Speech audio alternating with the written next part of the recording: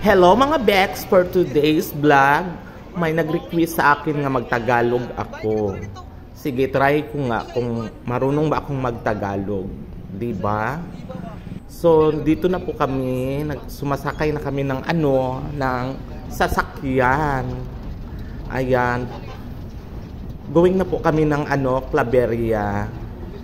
Kasi magtatanaw kami doon sa The Boys Kids Misamis Oriental. Ayan, nandito na yung mga kasamahan ko.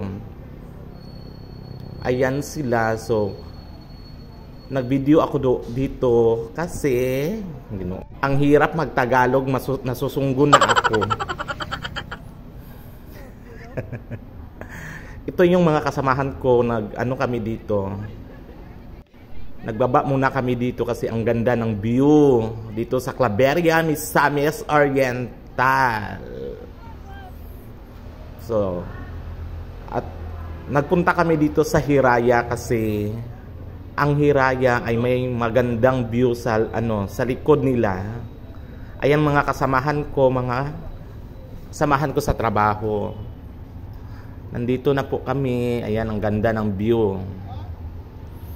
At saka yung mga dito nila, yung paninda nila, yung coffee, mas masarap pa sa Starbucks. Dito muna ako nagpunta sa sa likod. Ang hirap magtagalog eh. Ayoko na sa Earth. O di ba, makikita nyo na maganda yung view dito sa Claveria, sa Hiraya. Ayan, ang ganda-ganda. Yung mga baby boys ko, yung kasamahan. 'Di ba? Makikita nyo ang ganda doon sa sa malayo. Yung may ubal. Ang hirap magtagalog eh. Nasusunggo na ako. Ayan, nagpipicture muna ako dito. Nagpa-video. So, nagkaway-kaway muna ako. Sabi ko, hello Philippines and hello world! Charot. So, ayan mga kasamahan ko.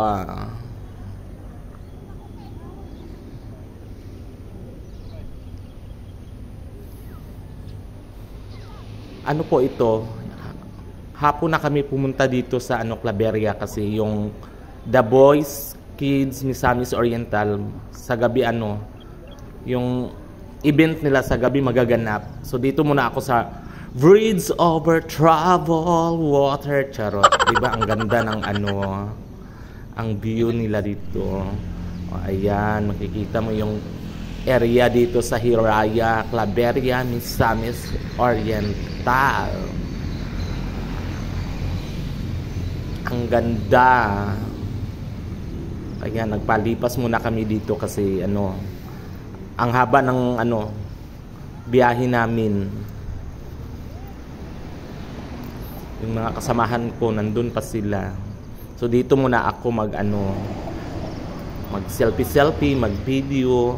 Ayan, 'di ba? Pag nagkaasawa siguro ako, maraming na siguro akong anak dito sa Claveria kasi ang lamig ng temperatura nila dito. Lagi kaming bundak sinaw kada gabi udto o kamahaw. Charot. Mandaghan gyud ang imong mga tiyanak nga anak kung mauni siya ang temperatura nga kada na lang mo adlaw kayod sa singot. Charot. Ayan.